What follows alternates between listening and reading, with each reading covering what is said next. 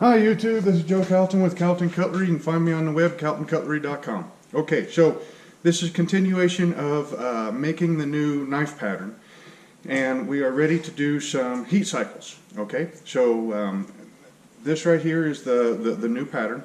I think you followed me through so far while we've decided what to make. So we decided what to make. We made the new pattern, you know, the actual, you know, the pattern that's up on the pattern wall up there. Scribed out or decided what kind of steel we were going to make it out of. We're going to make this pattern in, we're going to make 3 of them in 3/32 and 3 of them in 1/16 inch 1095. We went ahead and followed this particular one, I think, all the way through, drilling the holes, scribing the pattern, drilling the holes, cutting it out, grinding the profile, straightening, and I believe that's it. So now what we're going to do is we're going to go ahead and start going into our heat cycles. Okay. Now the heat cycles are meant mostly to put all the steel in the same condition from lot to lot. Doc is over there. He's got something all right, hang on just a second. Doc, what are you doing? Yeah, there's nothing over there for you. Go find a ball. Here, your ball.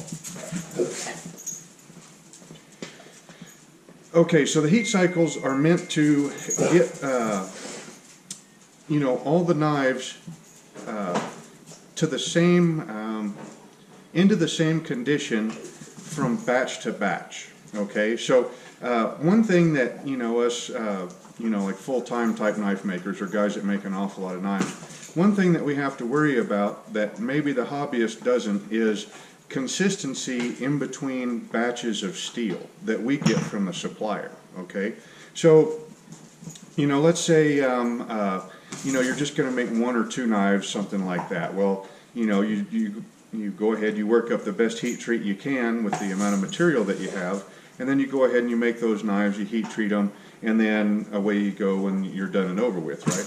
Okay, well, for us that make, you know, hundreds and hundreds and thousands of knives, you know, you want the 5th knife to have pretty much the same heat treat as the, you know, 6,027th knife, right? Okay, well, heat cycles really kind of even out discrepancies in between lots of steel. I hope that's about as clear as I can make it. So I told you I order most of my steel from Admiral, right, or at least my 1095, and it comes in sheets that are 3 foot wide by 8 foot long. They cut them in half, you know, to make it easier on the shipping guy, right?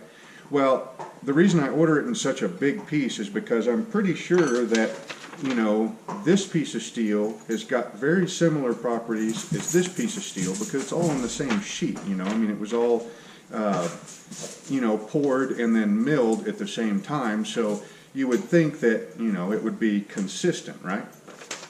Okay, well, and it would come to you with a fairly consistent grain structure from one corner to the other corner, right? Okay, what this does is, if you've ever seen, like, you know, somebody on one of the forums, you know, they show a picture of a broken knife that has grain that looks like,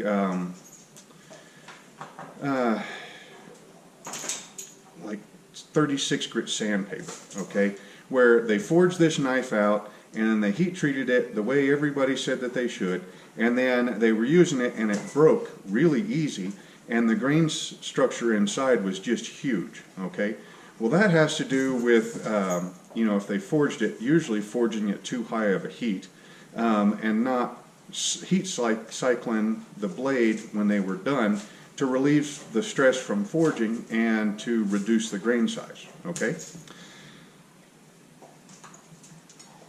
The same thing happens with stock removal blades. Okay. Now, when you get this steel from the you know, Admiral or Jantz or whoever it is that you get it from, okay, it looks all nice and shiny and clean and all that kind of stuff, but you have no idea what the inside structure of it looks like, right? So, to be on the safe side, I heat cycle every single one of my stock removal knives just as if it was a forged, or as if I forged the blade out. And I think that has a really big impact on the consistency of my knives, you know, over the years, and the performance of them also, because I believe that heat cycling really helps set the blade up to, you know, accept a really nice heat treat. Okay? Yeah, I hope that was all clear. So anyway, so when I do heat cycling, you know, the kiln is going to be on for a long time. And I'd much rather spread that electricity to run the kiln and the time that's invested in each one of those blades over as many blades as I can possibly pack into that kiln. Okay, because the kiln, it doesn't care whether it's heating up one blade or if it's heating up 20 blades, with the exception that you have to adjust your soak times. So, you know, I had these 6 blades ready to go, and I told you I was going to wait until I had enough blades to fill the kiln up. Okay, so what we have here, now we might even have too many to go into the kiln, I don't know, but we've got, let's see, I wrote them down. I'm going to start at this end. So we've got 2 boning knives, or not boning knives, fillet knives, 5 small pairs. I did change this design up a little bit before I cut these out. It's got a little bit longer handle, a little bit longer and a little bit narrower blade with a little bit less belly and a little bit pointier point. I think that one's going to be a nice one. This one right here is, I changed up the saboteur pattern pair a little bit. We made a little bit longer blade, shortened up the handle because the other handle was a bit too long.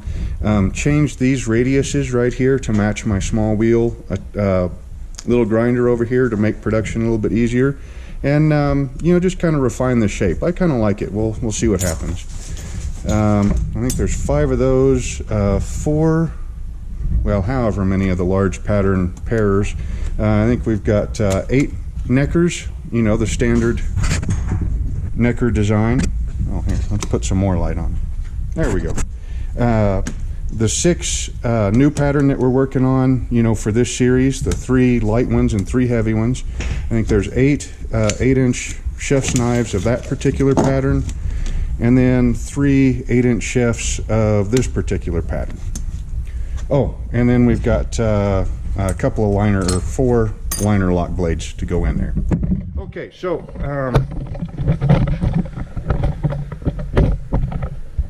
and I've got notes for this video, so let's see how good I stick to them. Okay, so we went over the heat cycles and the whole idea of the heat cycles, and that's to set the grain structure up inside the blades to accept a good heat treat, as well as to even out the variances in different batches of steel over different times. Okay, so the next thing is going to be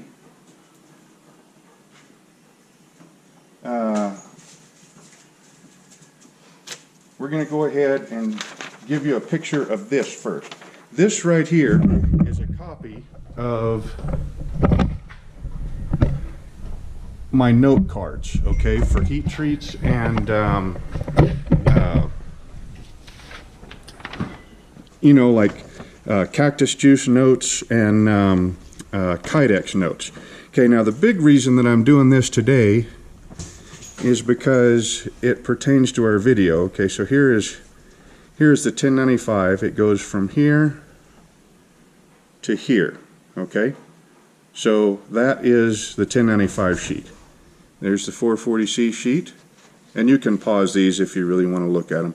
These are my cactus juice, my Kydex notes, you know, for time and temperature on Kydex, 52-100, which is basically Ed Fowler's recipe, and W1. Okay, so the big reason for showing you that is to show you that, you know, first of all, I have to have shop notes. I mean, there's no way that I can remember all this stuff, you know, the different ovens, the different kiln settings, your different temperatures, all that kind of stuff. The second reason I'm showing you that is straight up for me. Those shop cards, when I went to move the old shop to the new shop, I took those shop cards and I put them somewhere where I wouldn't lose them. Then I got the shop all together and I was ready to go do some Kydex sheaths, and I was like, where the heck are my index cards? And of course I lost them, you know, because I put them in a place where I wouldn't lose them. Claire, we're shooting a video, honey. You've got to be quiet. So I couldn't find the dang things, and that was the only place I had all of that stuff written down, was on those index cards. I tore the shop apart trying to find the dang things, and I couldn't find them. Luckily, yesterday I found them. They were in my desk. Put them in a place where they wouldn't get lost, the wind wouldn't take them while we were moving, you know, any of that kind of stuff. So I immediately made 3 or 4 copies of that. I put a copy in the safe, a copy in my office. This copy is going to probably go into one of my books out here, or my notebook. And then I've got another copy I haven't figured out where I'm going to stash yet. And I just snapped a picture, you know, did a video of it, and it'll go onto here. So if I ever lose it again, I'll just have to remember, you know, that it's on here somewhere. So those shop notes are my personal shop notes. Okay, so I mean, you're welcome to, you know, to use those recipes, but make sure that you tweak them to your particular setup. And I think I went over an awful lot of that in the video titled Sharing Heat Treats, I think is what I titled it. We'll go over more of it, you know, as we go through this whole heat treat, because we're gonna, I'm gonna take you step by step through my entire process for heat treating 1095 and explain a whole bunch of stuff along the way. So for some it'll be really dry and boring, and for others you're just gonna eat this stuff up. Okay, so now that we've got our heat treat notes and we know what we've got to do, okay, our first step is going to be to take these blades, heat them up to critical, okay, which is the point at which they're no longer attracted to a magnet, plus 50 to 100 degrees, something like that, just a little bit over that. All right, now we need a way to get all of these blades heated up to that temperature in a controlled and repeatable manner, and there's no better way to do that than an electric kiln. Okay, so now we got to get my kiln out. Now this particular kiln is a little bit different than most of the kilns that you will see. Okay, and there it is right there. Okay, the reason that it's a little bit different than most of them that you see,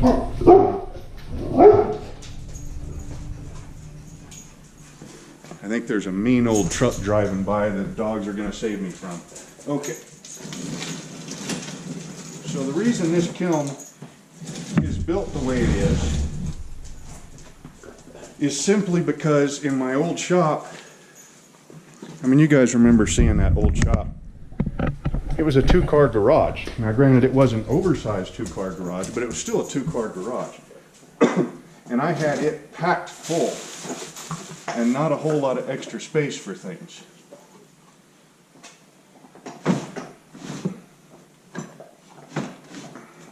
And so I needed, when I went to go build this kiln, I needed a spot to be able to put it.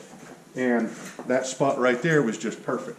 So I built the kiln to where it would fit up underneath there and to where it would hold a normal size, like camp knife or a small chopper.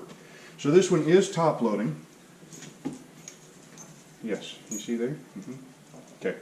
It's top loading. It's made in a pretty standard fashion with the old soft fire bricks. Canthal heating element that I wind myself on the lathe.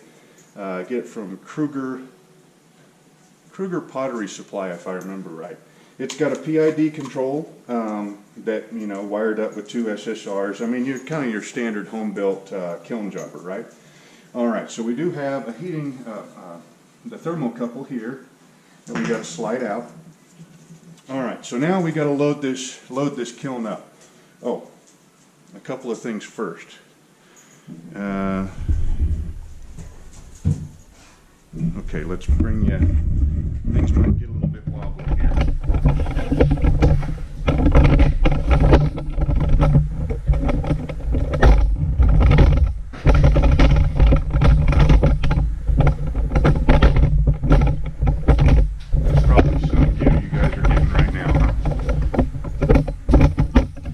There we go. Okay, so what we've got here besides Claire's nose. Hey, honey, go lay down. All right, these right here are baffles, okay? And all they are, well, actually, here, I'll bring this whole thing out. Okay, so the kiln has got this heat chamber, right, that's approximately 4 inches. Well, here, we'll grab a tape measure and you can... So we've got a heat chamber that's 4 inches wide, 4 1/4 deep, and 22 inches long. That's the inside of the heat chamber. Okay, now this doohickey right here, this is made out of stainless, all right, and this is a rack, so that blades will fit in there, okay, and it'll hold them up, you know, nice and neat. These two pieces of steel right here are stainless steel baffles. Now the reason for the baffles is because you don't want the heat, or at least I don't want the heat, directly on the blade.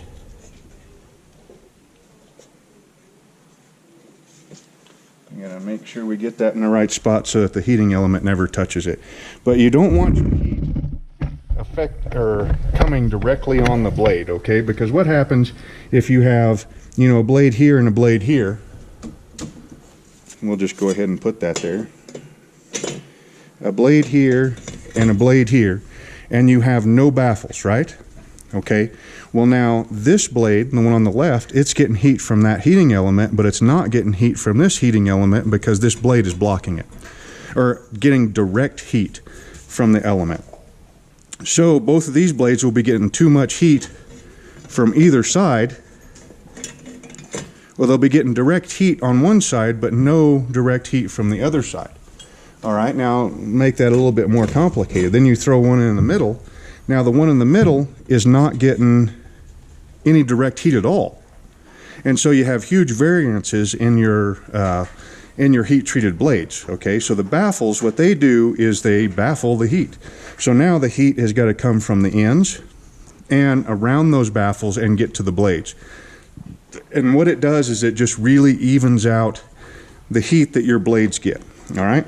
So what we're going to do now is we're going to go ahead and load this kiln up. So you take your biggest knife pattern, which in this case is these 8-inch chefs, okay, and you put those in your in these slots, okay, and then you use them as kind of like blade holders.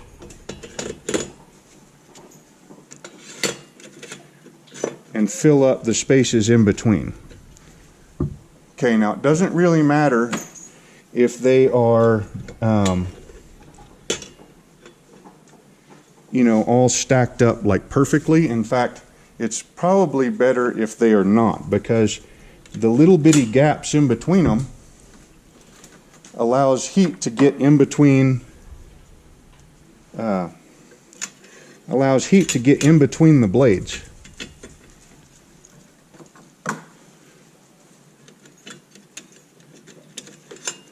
I mean, you do want them stacked in such a manner so that they stay all nice and upright. Yes, Claire.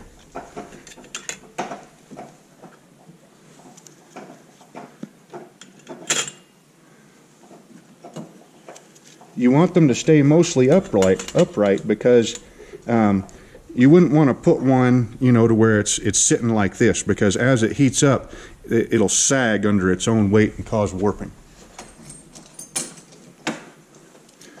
Okay, it looks like we're going to get them all in here.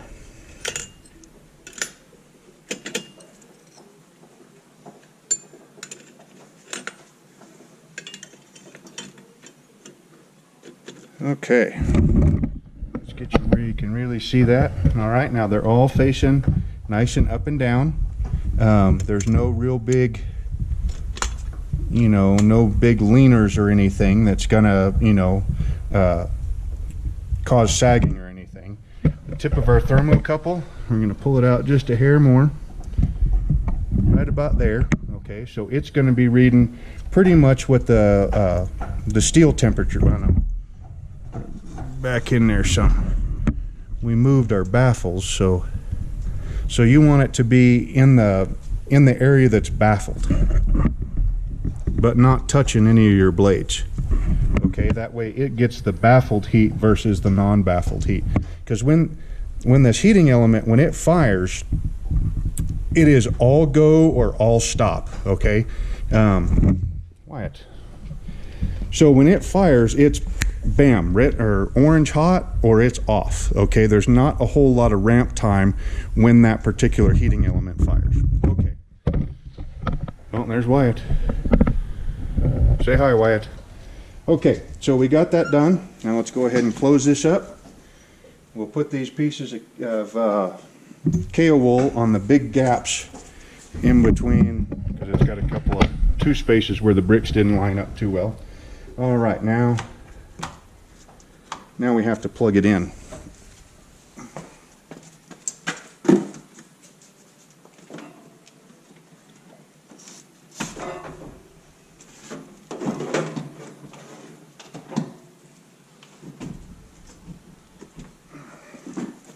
Hey, come on. Hey, don't go lay down. Come on. All right. So it's plugged in. We turn it on. We got flashing lights. Flashing lights are usually pretty good. Yeah, come on. Out. All right, now let's... okay, so we got time 1. All right.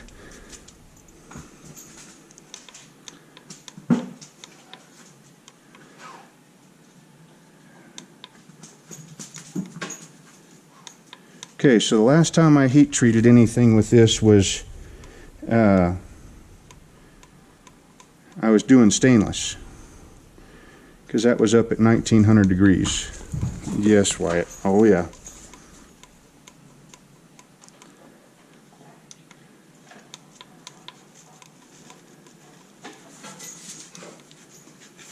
Okay, so now that I kind of remembered how this programmer goes. Whoa, that's really kind of weird. Oh, okay, I guess it is flashing. It looks like it's scrolling in the camera here. All right, so it's at 48 degrees right now, and our set point is at 62 degrees. So the step 1, oh, wait a minute. Okay, so step 1 is going to be room temperature. Okay, and our time is going to be we're going to want to do this over an hour. And these buttons are getting kind of cooked.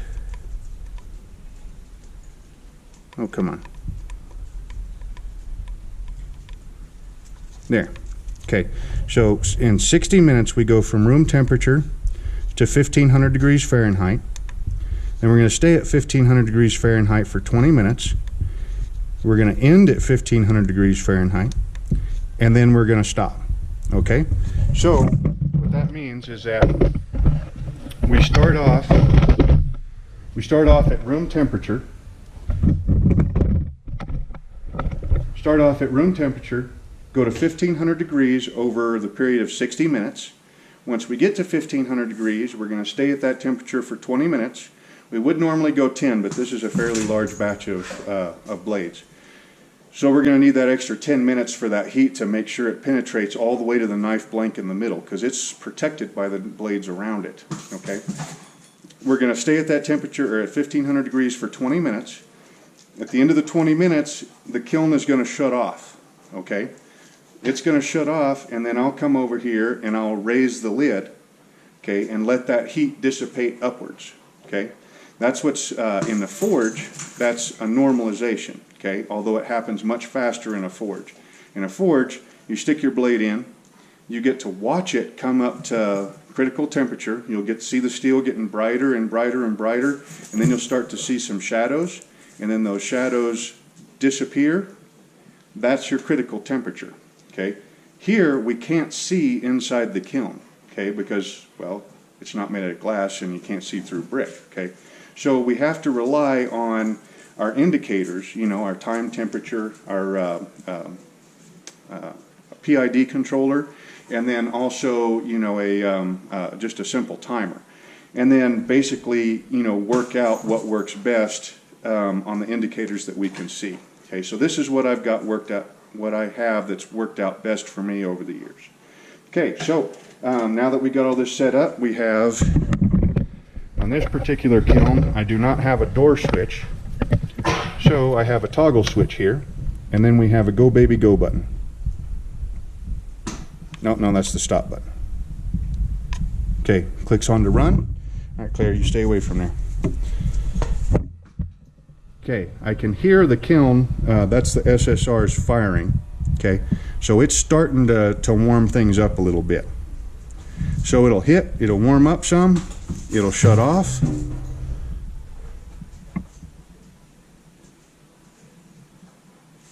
Hey, you stay out of that. This light right here should go out, and then it'll wait, and then as the program, it will slowly ramp things up until we have that nice temperature that we're looking for. Okay, so you know, I think that's about it for this one. We're not going to I'm not going to sit here and have you wait for, you know, the next 60 minutes to be able to see what it looks like. So I'm going to go ahead and set my timer for 1 hour and 20 minutes. And then when it shuts off, I'll go ahead and bring you in here. We'll lift the lid and you'll get to see, you know, the nice orangey color of all the blades. And then we're going to end up doing this procedure 3 times, so 3 normalizations. And then we'll end up doing 3 subcritical anneals, which we'll get to that when it's time for that. And then they'll be ready to check for straightness and then go ahead and do the quenches. So anyway, yeah, we're going to stitch these videos together. So yeah, I'll see you in about 1 hour and 20 minutes. Hi YouTube, so it's been about 1 hour and 10 minutes or so, and so I think we got about 7 minutes or so before the timer goes off, and then it'll be time to open up the kiln. You'll be able to see some really cool shadows playing across the surface of the blades. That's letting you know that we are at critical temperature, and it'll have probably had about 10 minutes or so at critical with this amount of steel in the kiln and at the temperatures that we're running at. Okay, so the analogy that I like to give for using a kiln versus working in a forge, you know, when you stick a blade in a forge, you get to watch that steel come up to temperature. So in effect, you know, you are the PID controller. You know, you take, you know, you typically have the lighting in the shop the same, you know, for every time that you go to heat treat a blade.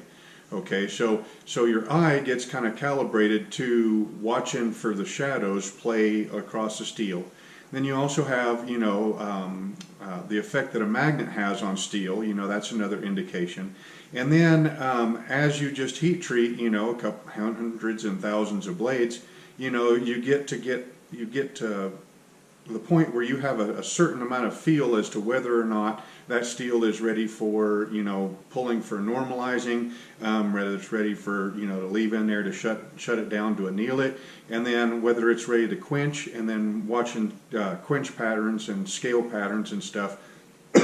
That lets you know, whether you're, and then file testing, and then just use lets you know whether your heat treat was successful or not. The kiln, you know, takes an awful lot of the maker out of the equation when it comes to, you know, reading steel, because you can see it, because you can't see it in here. All right, so the analogy I like to give when using a kiln is a book. You know, call it a real thick, you know, dictionary or something, right? Now you leave that dictionary out in the truck or outside, you know, on a cold night. You know, let's say it's, you know, -10 outside. All right, well, let's just call it today. So today I think the high is supposed to be 21 and tonight's supposed to be 12. So if I leave a dictionary out in my truck, well, outside, the truck's actually in the shop now, which is really cool. But let's say I leave that dictionary outside overnight tonight, and it gets to 12 degrees tonight, right? Well, tomorrow, let's say I decide I want to bring that book into the house, you know, it's at 70 degrees. Well, just because I bring that book into a 70-degree room from a 12-degree room does not mean that that book is going to be 70 degrees. Okay, an hour later, the cover of that book might be 70 degrees because it's exposed to the air that's in the house. Okay, so the cover might be 70 degrees. More than likely it's going to be a little bit less because you open that book up to the center, and the center of that book might still be, 20 degrees or so, okay? Because the heat from the house has to have time to soak through the outer covers and all the inner pages to get to the very center of that book. It might take 2 or 3 hours for the middle page in that book to reach the 70 degrees that the inside of the house is, okay? So that's kind of the same deal that we're doing here, okay? Only we're going from, an ambient temperature. I think the shop was 42 degrees when I came in here this morning. Or at least the thermometers were, but the thermometers are kind of on the outside walls. So, laying here on the bench, that knife might have been 45 or 50 degrees Fahrenheit, right? Okay, well now we're taking it up to 1500 degrees Fahrenheit with with a group of blades by itself. So it's almost like that book thing, okay? You can think of it kind of like a book that's being held open a little bit. All right, so that some of the pages are kind of open a little bit and you get some heat down in between the pages. That's what this pile of blades is doing inside the kiln right now, okay? So that's why we took it. Now, first of all, you can't take a kiln and set it to go from room temperature to 1500 degrees like that. You'll burn out your heating element, okay? And probably the wiring, your PID controller, your SSRs, all that kind of stuff.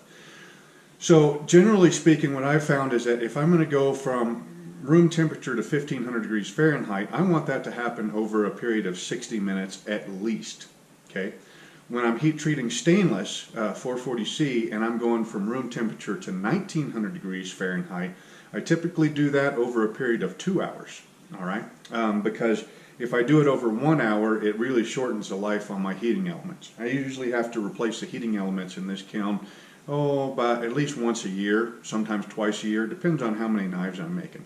If I'm really cranking them out, doing 30 knives a month, plus testers and screw ups and all that kind of stuff, then I'm going to go through at least two heating elements that year. If I'm kind of, doing an awful lot more on R&D, learning how to make pocket knives or straight razors or whatever, and I'm not heat treating as much in the kiln, I might have a heating element last me a year and a half. It just depends on how much I use it, right? So anyway, since we told this kiln to go from room temp to 1500 degrees over 60 minutes and then hold that 1500 degrees for 20 minutes, okay, the center knife inside that pile probably hit 1500 degrees about 10 minutes ago because we're at 50 seconds here. So as soon as this goes off, we'll get to see the inside. Now, the reason for the 10 minutes, is just because you want to make sure everything comes up to nice and even heat. It's not so much soak time as far as I'm concerned, but it's time to make sure that everything, the center of the center knife, comes up to that temperature and is at that temperature for a little bit so that, the heat can do its work. Okay, so we're about ready to... let me take it off the lock here so that I'll be able to stop it when it goes off here in a couple of seconds. So again, this is our first normalizing cycle, okay? And we're going to do the normalizing cycle 3 times. There it goes. Okay, it stopped. All right. Oh, I had that set for... I had that set for 1 hour and 17 minutes so that I would have time to make it out here. Okay, now the PID controller just went to stop. See how it says stop there? That still looks kind of cool. It looks in the camera, yeah, looking at this with my eye, let's turn that switch off. This is just a kill switch so that power can't go to the SSRs or the heating elements. This is steady and this is blinking between 62 and stop. And in the screen here it's like scrolling. It's kind of weird. Okay, so we got this in the off position so no more power can get to the heating element, okay? So now we lift this up. We're probably going to want to keep this back so that the heat doesn't get to it. But I can see, just with my eyes, the blades are flickering. The light from the blades are flickering. I'm going to keep checking this. I don't really mean to cover you up. I just want to feel the heat that's coming, into the camera. But the steel's flickering, and you can see the blades have got scale developed on them. And that's normal, So what we'll end up doing is we'll just let this stay open. This heat will, rise and dissipate off of here. And then when my PID controller here, when it gets to be below 100, or later this afternoon, kind of whenever I decide to come out here, because I've got some errands to run and everything today. Once it gets all nice and cooled down to room temperature, I'll go ahead and close the door and then run through the cycle again, okay? It doesn't really matter with 1095 as far as I've been able to tell whether it happens, whether you go through a cycle, every 24 hours, or if you do them right after each other. I haven't been able to tell that it makes a difference in 1095. With 52100, my friend Ed Fowler, his heat treat, which is pretty much what I use, that one is a, once a day for the next 7 days to do that heat treat, okay? So you do one cycle a day, and then every day you do another cycle. And I remember when I was developing, or when I was double checking his heat treat, and I was playing around with it, I was trying to cut some corners on timing here and there, to make it go faster. And every time I tried to hurry things up, it seemed like things didn't come out quite as good as what they should have. Which, that brings us to another point to talk about with this. Okay, so now I just told you that I'm going to do this normalizing cycle 3 times. And then I'm going to do 3 annealing cycles. They're subcritical annealing cycles where we take the steel from room temperature to 1100 degrees Fahrenheit over a period of 2 hours, hold it for 2 hours, and then the kiln shuts off, the door stays closed, and then it cools down to room temperature on its own. Those typically take a day each. I think I timed it, and the cycle is like 8 hours, 10 hours, something like that from start to finish. Now, I typically don't like to leave the kiln running overnight like that, where nobody's going to be around. I like to have it running where at least I'm going to be in and out of the shop, during that cycle. But that's a lot of time. It's a lot of time, and it's an awful lot of money and electricity, to be able to run those cycles. So that's one of those things where each knife maker has to kind of decide for themselves what it is that they're after when they're making knives. Okay, now you've got all different kinds of types of knife makers. Okay, you got the guy or gal who is ordering blanks from Jantz. Okay, the blades are already heat treated, they're already ground. They're pretty much ready to put a handle and an edge and a sheath on the thing, right? So if that person buys a blank, which I think I've got one around here, it's a bread knife because I don't have a serrated, here.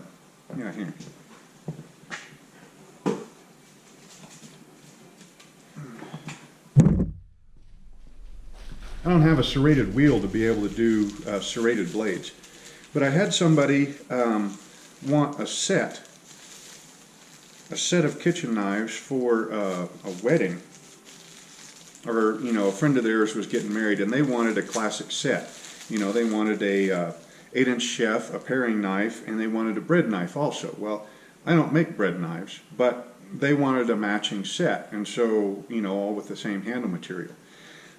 So I went ahead and I ordered up 2 or 3 of these, something like that, because it is a blade that has the serrated edge on it, and I can't do that. So I ordered up the blade, I put a handle on it to match, the rest of the set, and then I left the whoever made the blade, I left their stamp on it, I didn't even sign it myself because all I did was put a handle on it, okay? But you've got makers who, you know, take these blades and, you know, take that stamp off of there and then, you know, put their own mark or, you know, engrave their own name on there, finish the blade out and sell it as if, you know, they made the knife. To me, that's a little bit,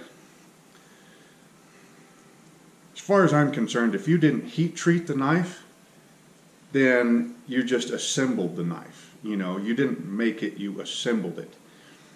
And that's, you know, I might get some flack from that, but, you know, that's kind of my take on things. But anyway, so you have knife makers that'll do stuff like that, all the way up to, you know, guys like me, or heck, even guys past me. You know, I mean, there's guys out there that, you know, go out and they get ore or, you know, sand and melt their own steel and then cast it and then forge it from there. You know, those guys, I mean, that's a couple of steps past where I'm at. You know, I mean, I order my steel and then cut it and grind it and heat treat it, or forge it and grind it and heat treat it. In the case of pattern welded steel, then I purchase, you know, 1095 and 15N20 in bars, and then, you know, weld it together, make whatever pattern I'm either I want or the customer wants, and then forge it out, you know, heat treat it, grind it, all that kind of stuff, right?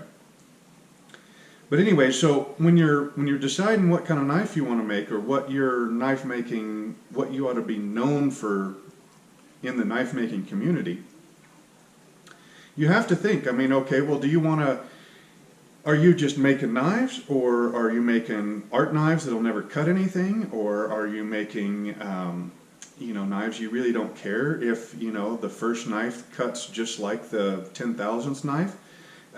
You know, what are you after? And how much are you willing to spend as far as your money and your time to build knives like that?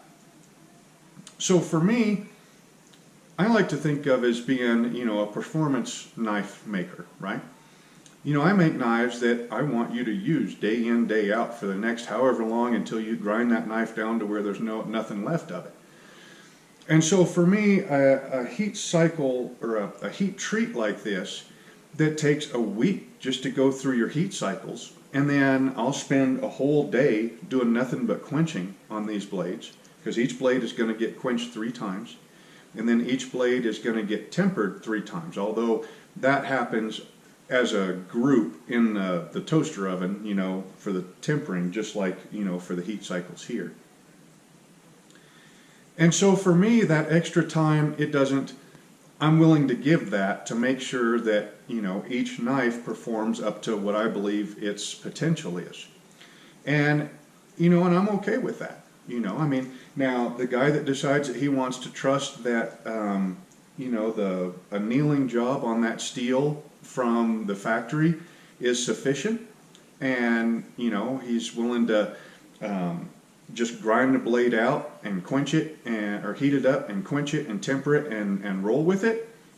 You know, I mean, that there's nothing wrong with that. I don't think that's quite as complete of a job as going through heat cycles. But if that's what that particular maker does and he gets good results with it, why then, you know, that's okay. I mean, that's his method or her method. So anyway, and honestly, these heat cycles, you know, this shooting a video on them is taking me probably an extra hour to get through all this, right? Well, when I'm not shooting a video, I load the kiln up, I program the kiln, which you watch me do, I hit the go baby go button, and then I walk away. And then, you know, I'll be working on, you know, maybe over here forging out a knife. Well, this is the new shop, so I've actually got more room. I can, in the old shop, I could forge, I could grind, which I can grind in here, but I couldn't really use the drill press or this bench, which I can't now either because it's here, but I've got a whole nother bench, and the milling machine, drill press, and lathe is over there. So there's an awful lot of other work I can be doing while this is going through its cycles. So it's not really lost time. It's, you know, just time that these blades are in here. So as long as I schedule everything right, you know, like this, while this stuff is going through its heat cycles, I've got 4 or 6 more liner locks that need